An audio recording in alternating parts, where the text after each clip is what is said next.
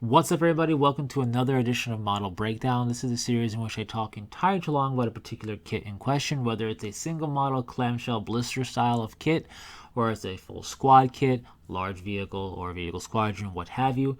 Basically, looking at one particular kit per ramble, giving you the breakdown, talking entirely too long about it. First off, talking about what the kit is, what it builds, any type of history surrounding it, whether it's a new kit, a refurbished, I'm not sure say refurbished, a redone, if the model's been around for a while or not, so on and so forth. My overall likes and dislikes or whatever, do I like the model or not, things I like about it, things that maybe I'm not too hot on.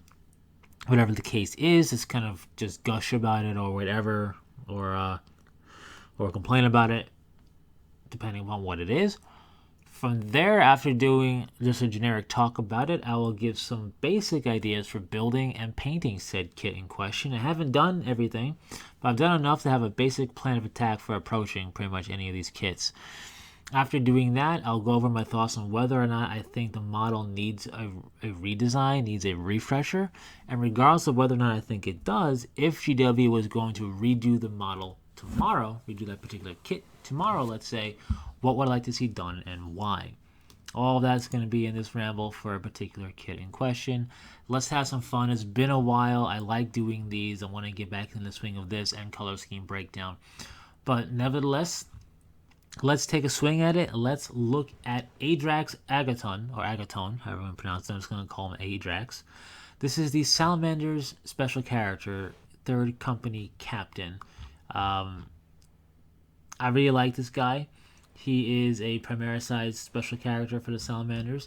What I like about him is twofold. A, they had some fun with these special characters, this batch of special characters, and B, he is not just Vulcan Heston redone. We're not looking at just a updated Vulcan Heston model or updated the Primaris, which they probably will do and he deserves.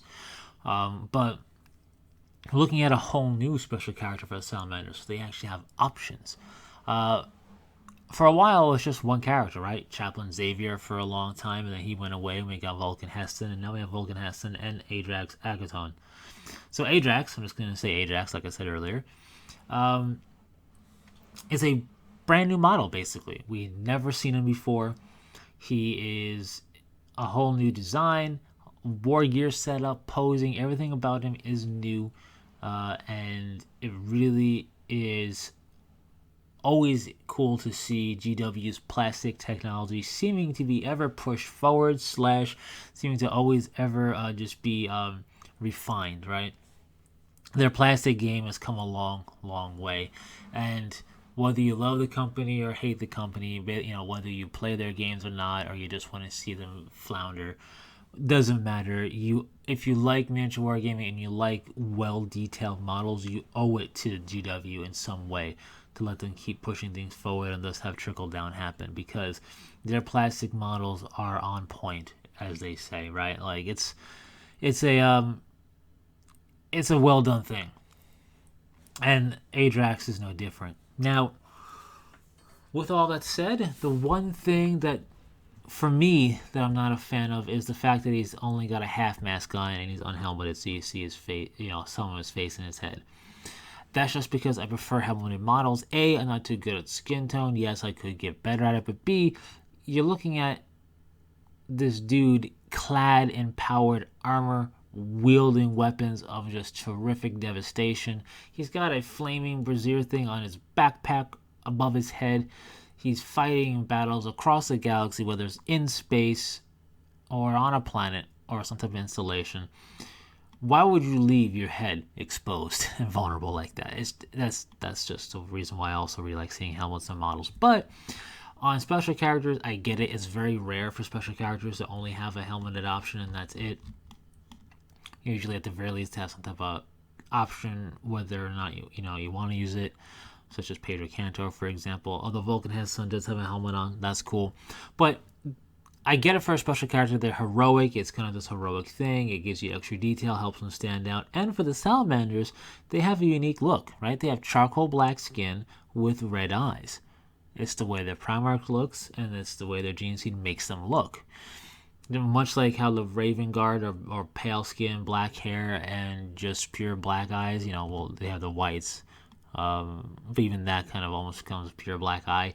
It's almost the same concept. It's a unique quirk of their gene seed, and you get to see it on the special character. So I get it there. It gets a bit more of a pass because of that. It's not just some generic looking Space Marine.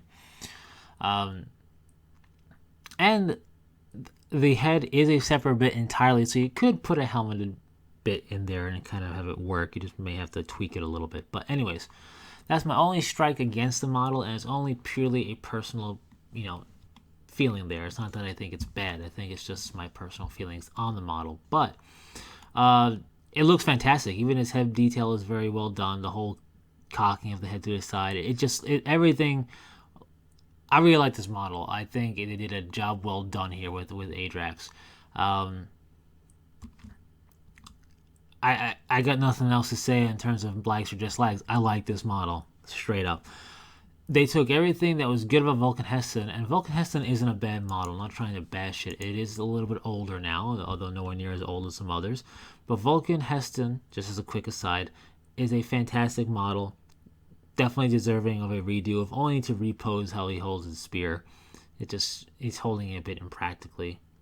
But he's holding like you'd throw it, but why would you throw it when he's got a gauntlet that can spew fire? Anyway, Vulcan Heston will probably get a redo, but Vulcan Heston, is important to remember, he came from the age of pewter for special characters still. It was kind of the tail end of that, but it's still, his model is a subject of that, so keep that in mind.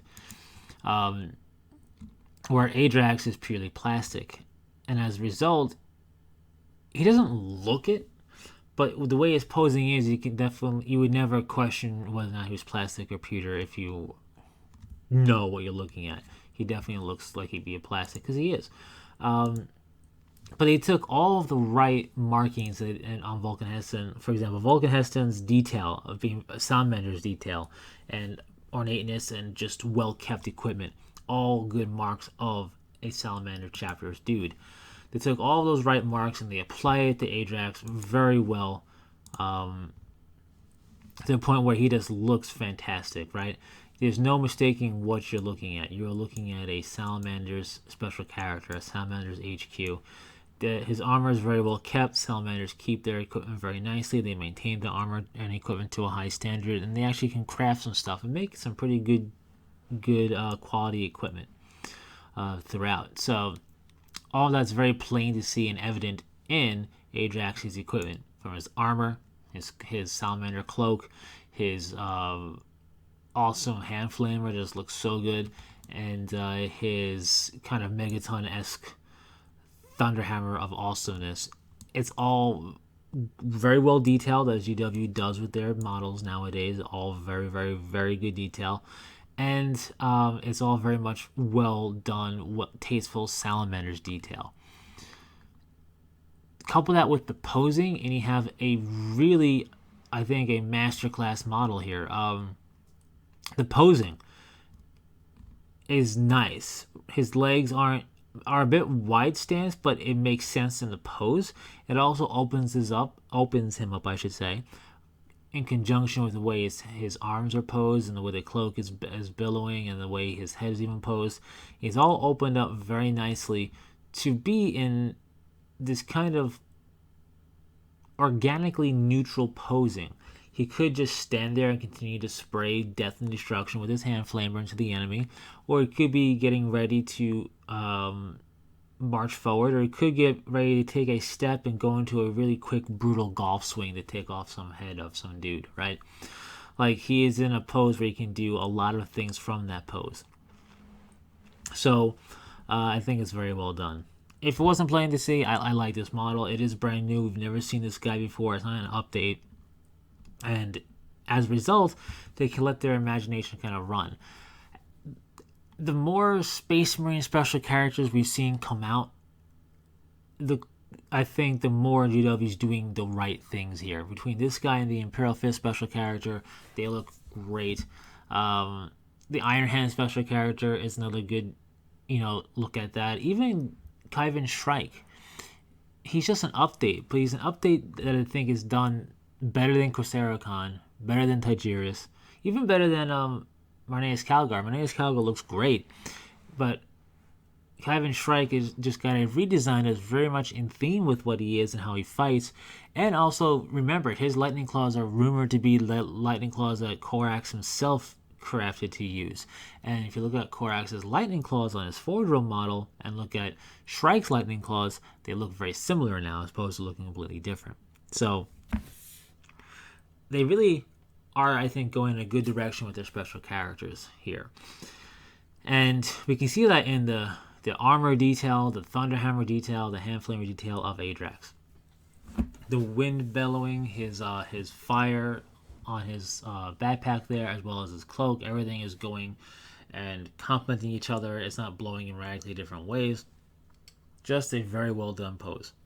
Very well done model. With that said, when it comes to building and painting this guy, he's meant to go together a specific way. I call it clamshell style of model. Just look at all the bits that go together. For example, the little Vox grill on his torso is a separate bit from the torso itself. Just keep that in mind. Dry fit things before gluing. Make sure you're putting the things together in a proper sequence so you don't put something on that blocks what you're trying to put on underneath it, for example. Also, using dry fitting techniques lets you see, oh, this is going to make it difficult to paint. I'll keep that separate and then paint it and put it together later. Sub-assembly painting, especially for models that you're going to want to put a lot of attention on to be your centerpiece, I feel works better. It all depends on how you're gluing it together. Can you hide the glue or can you do touch-up easily enough? But it definitely makes some of the stress, quote-unquote, of painting all the detail when it's all one piece go away when you're in sub-assemblies. You can get better access to it. But with that said, when it comes to building this guy, his basing detail is also part of his kit. So you just put that onto the base and you're good to go. So that's helpful as well. When it comes to painting this guy, you're trying to paint a Salamander special character. So you already know the color scheme you're looking to paint, the colors in question, how to complement it, how to accent it. Of course, you have the example on GW's storefront. That is a great, anytime you're looking at a special character model, and you're looking, and you're collecting Ultramarine, Salamanders, whoever, you're looking at a special character to paint up yourself, the heavy metal model is going to be a great reference point. You don't have to make it 100%. You can do the fire a bit differently. You can do the cloak, maybe a bit of a different color for the scaling or whatever. But it's a great reference point to just try and emulate and go from there. So, not too much to say when it comes to painting this guy up. There's no tricks I can really think of outside of do the green after the black. Even though there's more of the green, it's easier with the black cloth or the part of the cloak or the backpack or even the skin. If you get a little green on that, it's easy to touch it up and clean it up versus getting some of that onto the green and then having to come back with that green, which is a lighter color. Okay, so I do not think he needs a redo at all. He is brand new. But if for some reason they went, fooled you, here's actually what we're going to do for Adrax, I would like to see just the inclusion of a helmet bit. That's all, really. I think everything about his posing is great. I see no reason to try and have anything be changed for this guy. Just include a helmet bit. That's all I would really ask for. If they wanted to include a cinematic effect style thing for the hand flamer, like it's actually billowing a gout of flame out, that would be awesome. But that's a bit much, and there is no precedent for that really. So just including a helmet bit. That's all I want to see done for Adrax. I think his posing is right where it needs to be. It's fantastic. His look, his detail, the quality of it, it's all there. He's a brand new model. It shows. It's the latest capability of GW for doing plastic is what we're seeing out of this guy. So, with that said, just remember to dry fit everything. His ranged weapon does have a power cable or a fuel cable, so you want to definitely dry fit, make sure that it all matches up very nicely. But outside of that, not too much else to say there. Very well done. The only thing I like to see is the inclusion of a helmet bit, but we can do that ourselves, so no big deal. What's your thought for Adrax? Share it in the comment section below. Very cool model. Thanks so much for stopping by. Hopefully you've enjoyed. Hit that subscribe button to be part of future conversations here. And until next time, take it easy.